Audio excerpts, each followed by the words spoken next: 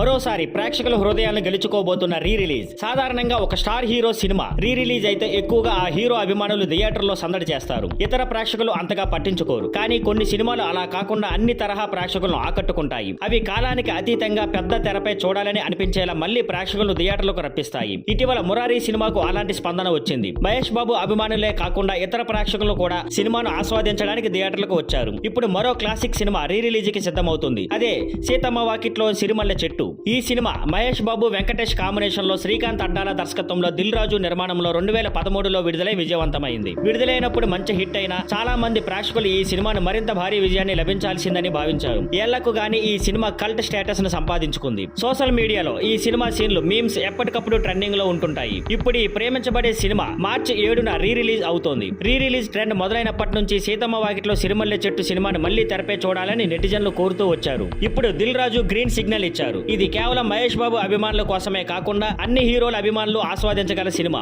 ఈ చిత్రంలో శ్రీకాంత్ అడ్డాల ఎంతో హృదయమైన సన్నివేశాలను, విలువైన సందేశాలను అందించగా మిక్కీ జే మేయర్ అందించిన సంగీతం సినిమాకు ప్రాణం పోశాయి. ప్రతి పాత్ర ఎంతో విలువైనది. ఈ సినిమా అభిమాన లైన్లు దాటి ప్రతి ఒక్కరి మనసును తాకుతుంది. ఈ రీ రిలీజ్ ను సరిగ్గా ప్లాన్ చేస్తే సీతమ్మ వాకిట్లో సిరిమల్లె చెట్టు మరోసారి ప్రేక్షకులు థియేటర్లకు రప్పించి సరికొత్త రికార్డులు సృష్టించగలదు.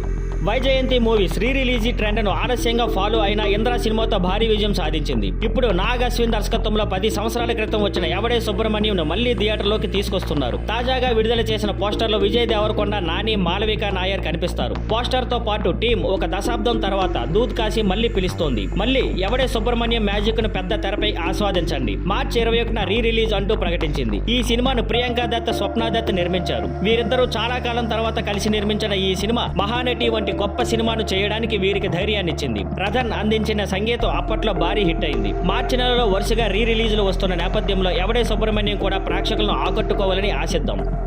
Thank you for watching. Please like, share and subscribe.